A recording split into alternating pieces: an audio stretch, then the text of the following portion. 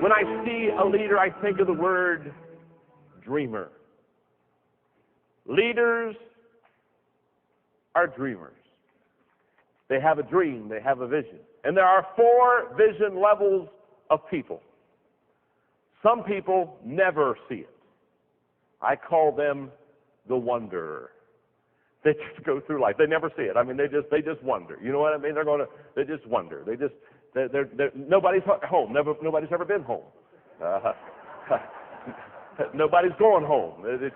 There's just no home sweet home. They just wander all throughout life, okay? And then number 2, there are some people who see it, but never pursue it on their own. They're the follower. That's the person. They see it, but they'll never have the initiative to do it on their own, but they will get in line and follow. Then, number 3, there are some people who see it and pursue it. They're the achiever. They're the person that will truly climb up the mountain and get to the top. But the 4th level is the level that I want to encourage you to go to, and that is some people, they see it, they pursue it, and then they help others to see it. And they're the leader. They make life better, not only for themselves, they make life better for other people. And my friend Andy Stanley, who wrote an incredible book that I would encourage you to purchase called Visioneering. It is the finest book on vision and vision casting I have ever read in my life. And I read a lot of leadership books. But Andy Stanley, in his book Visioneering, says that vision weaves 4 things into the fabric of our daily lives. Number 1, passion. There is no such thing as an emotionless vision. You never had anybody say, you know, I have this boring dream.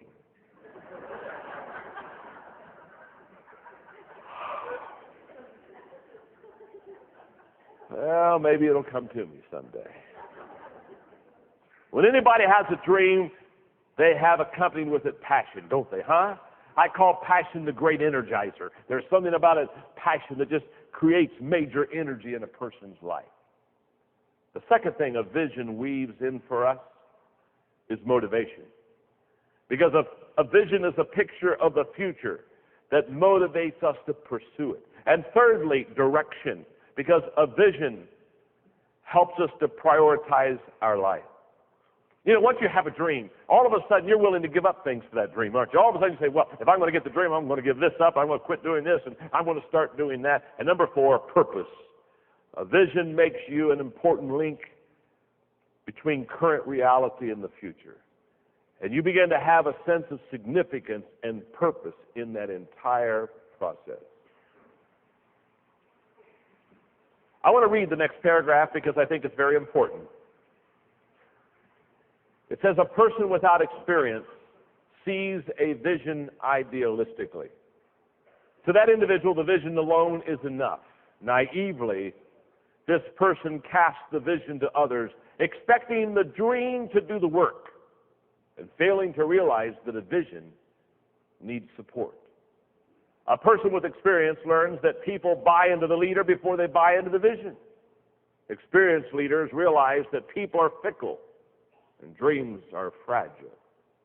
Experience has taught me these principles about vision. And I'm going to share with you now, out of my book, Developing the Leader Within You, the 5 most important thoughts I have ever grasped about the dream and the vision. Here it is. The credibility of a vision is determined by the leader. What makes a vision credible? It's not the vision itself. It's the leader who casts the vision. If you believe in the leader, you'll believe in the vision. If you don't buy into that leader, you're never going to buy into where that leader is trying to take you. The credibility of the vision is always determined not by the vision, but by the leader. Secondly, the acceptance of the vision is determined by the timing of its presentation. Timing is everything when you're trying to pass on a dream. In fact, here's what I have found. The right dream or the right vision at the wrong time produces failure. The right dream has to come at the right time for it to be successful. Timing is essential in leadership. The value of a vision is determined by the energy and direction that it gives. When people say, well, how valuable was the vision? How did the people buy into it? How do you know? It's very simple. You look and you ask yourself one question. Do the people in the organization have energy? Do they have direction? You see, once a vision has been cast, if it has been cast correctly, once a dream has been received, if it has been received correctly, it will energize the organization. That's why you never see an apathetic company or an apathetic business or an apathetic department that has a great dream and vision. They don't match. Dreams give energy. Next, the evaluation of a vision is determined by the commitment level of the people. How do you evaluate if the dream really was successful? How much commitment did the people give to it? Because a realistic, right dream will draw people into a level of commitment, a higher level. And finally, the success of a vision is determined by its ownership, by both the leader and the people. And that's huge. So here's how you break a dream down. Here's how you sit down and break a dream down so everybody can understand it and everybody can grab a hold of it and get a hold of it. Number one, break the dream down so everyone can understand it. Have you ever listened to a speaker sometime and he was trying to share something with you, and basically when he or she finished, you didn't have a clue what they said? And you just kind of, you walked out, and the best thing you could say, well, he's deep. Well, she's real deep. She's down. Well, it was just a deep lesson. That was deep. Yeah, deep doo-doo's what that is. Put the cookies on the lower shelf. Get it right down to where people can grab a hold of it. They need to understand it. Number two, they need to own it. It's not enough to understand it. They have to buy into it. And thirdly, they have to contribute to it. By the way, that's how you know they own it. Because people will contribute to what they own, but they won't contribute to what they don't own. Let me explain it this way. How many of you have ever rented a car? You went to maybe another town. How many of you rented a car? Well, yeah, everybody's rented a car. Okay. Can I tell you something what I know about that car you rented? You have never waxed a rented car. Man, you don't get that. You don't go to the car rental and you spend a couple days in and you say, you know what, honey, I'm just going to spend the afternoon waxing this car. It just needs what? No. You don't wax a rented car. You don't own it. You don't put in extra effort to something that you don't own. So people in the dream, they got to understand it, they got to own it, they got to contribute to it, and number four, they have to pass it on. They have to be able to pass it on. They have to have the ability to pass it on to someone else. Because that's how the dream and that's how the vision multiplies. Okay, let's review for a moment. When I see a leader, I think of the word leadership, equipper, attitude, dreamer, and the letter E is excellence. When I see a leader, I think of excellence. And excellence, in the bottom of that page, derives from the word excel, which means to go beyond average. That's what excellence means, to go beyond average.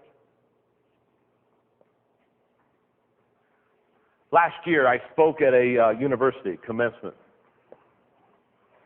And as I looked at, I don't know, there were probably 7,000 or 8,000 people there that day. But as I looked at the graduating class, I decided that I wanted to talk to them about excellence. And basically in that lesson, what I taught them was, I want you as graduates to do more than is expected of you, to go the second mile. And I was really working on them in the fact that life doesn't owe you something. You owe life something. My father taught me that. My dad taught me, he said, John, quit waiting to kind of clip coupons from life. Quit waiting for your lottery number to come up. And in fact, my dad used to say, John, he said, you know, when you were born in this family, you were already a debt. In fact, when you were born, he said, you owed your mother for 9 months of room and board.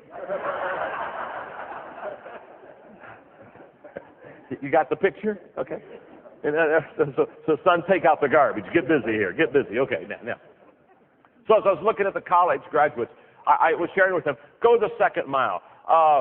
Become a person of excellence. Go beyond average. Go beyond what's expected. And I gave them an Old Testament example. Remember when Abraham decided to find a bride for his son Isaac? And so he sent his servant back to the homeland to find a bride. And so the servant, he's kind of nervous because he knows this is the most important assignment he's ever been on as a servant. He's going to have to really do well, choose well. And by the way, when my children were both unmarried, I thought we ought to go back to that Old Testament custom of the parent picking out the mate but my 2 kids totally nixed that one. Anyway, so he's nervous about this, and so he's saying, God, you're going to have to help me. How will I know who should be the bride, the whole deal? And you know the story. A young lady named Rebecca came down to the well, just like the rest of the women. It was in the cool of the evening when everybody was going to the well. And she saw the servant Abraham, and she said, well, let me give you something to drink. Well, that was nice. That was hospitable. But that was kind of Eastern culture, so that wasn't unusual. But then she said, I would also like you to give your camels some water to drink. Now, that was huge, folks, because the servant had 10 camels. And 10 camels, after traveling a day, will consume each camel 20 gallons of water. So when she said, I would like to give your camels something to drink, now this is not just being nice. There's 200 gallons of water to draw from this well. Let's say she had a 5-gallon bucket or jug. When she took that 5-gallon jug or bucket to the well, she'd have to go down there and she'd have to put it down. I don't know how long it took, but let's just say it took 3 minutes because everybody was around the well. It was a busy time of the day. Let's say it took 3 minutes. She'd drop the bucket down and she'd pull it out, and then she'd go to some water trough somewhere and she would put the water in, and then she would come back. Okay, if it took her 3 minutes, and she had to make 40 trips. That would take her 2 hours just to draw water for the camels.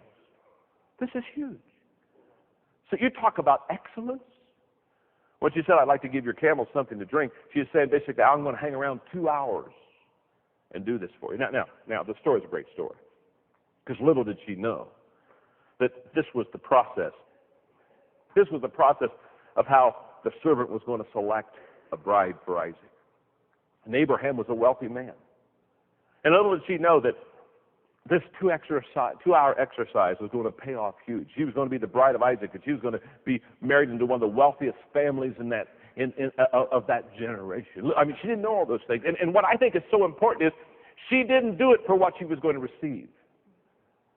She did it because it was the right thing to do. I always think it's a little sad, don't you? When people kind of look at you and say, well, I'll be glad to do something for you, but what's in it for me?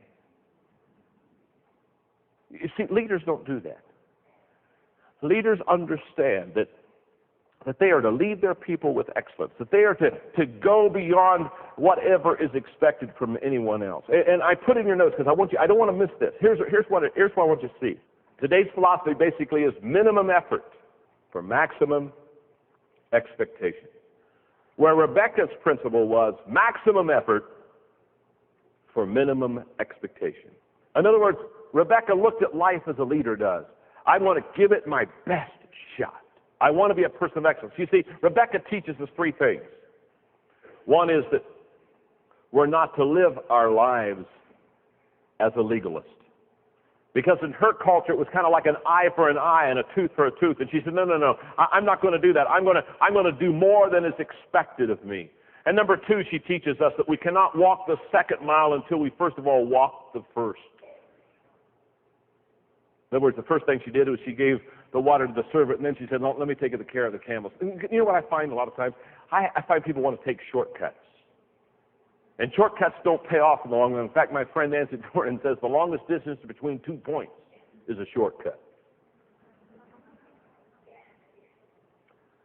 And I find other people, they have kind of basically what I call destination disease. They just think, boy, if I could just know him or marry her or live there, if I could just work for them, everything would turn around. The third thing Rebecca teaches me is that extra blessings are a result of extra effort. And my good friend Zig Ziglar says there is no traffic jam on the extra mile.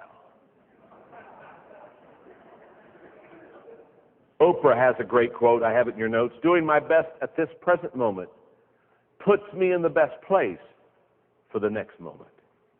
Great quote. When I see a leader, I think of the word leadership, equipper, attitude, dreamer, excellence, and one more word I think of when I see a leader, and that's the word relationships. Great leaders relate well with their people. In my book, The 21 Irrefutable Laws of Leadership, I have a law called the Law of Connection. The Law of Connection says that leaders touch a hand before they ask for a heart.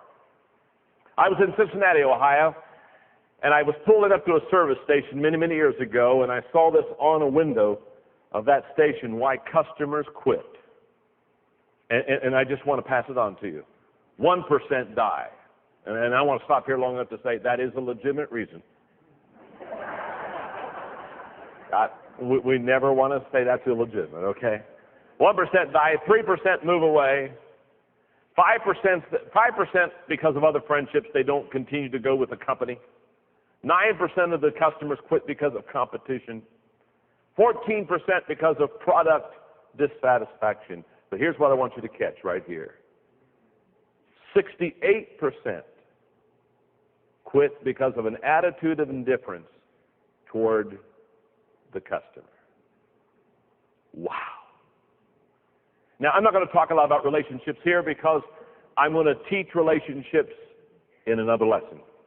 But what I want you to do is see for a moment the profile of a leader, and I'm not going to go through that, but I want you on your own to look at the 25 different snapshots of a profile of a leader. And I want you on your own time to look and evaluate yourself. But I want to close this lesson on what is a leader by sharing with you two things quickly, and then we're done. Here it is, very simply. When I lived in San Diego, California, I was a San Diego Padre baseball fan. Now, you have to understand, that's not a lot of fun. In fact, I used to say that the Padres have the finest minor league team in the majors. Okay. And one of the things I noticed during the Padre game, between innings, about between the third and fourth inning, out on the big vision board, they would begin to put together on like a puzzle on that board a baseball player's face. And everybody would kind of watch it because in the beginning you didn't know which baseball player's face they were going to put up there, and they would only put one piece of the puzzle up there. Obviously, nobody could tell who the player was with just one piece of his face up there. So it just kind of glued you to the screen because you wanted to see how long it took you to put together the puzzle. And so there'd be one piece, and then another piece, and another piece. And about the fourth or fifth piece of the baseball player's face, it would start to come together for you. And what was most interesting is that when it got to maybe that fifth or sixth place where you could really tell who the baseball player was, there would be an audible sign. You could just hear the people out at the stadium that night. You would just hear them, they go, ah. They knew who it was. All of a sudden, they said, oh, that's who it is. I know that. Now, here's what I've tried to do in this lesson. I've tried to piece together for you what a leader looks like. And the reason I've tried to do that for you is because many of you want to be a leader yourself. And you can't be a leader yourself until you have a picture of what it looks like. So if I'm to say to you, be a leader, you say, but what does it mean to be a leader? Okay, we've shared with you what it means to be a leader. But this is as important as for you to develop yourself. You'll never be able to pick out a leader unless you know what they look like. Here's the way this works.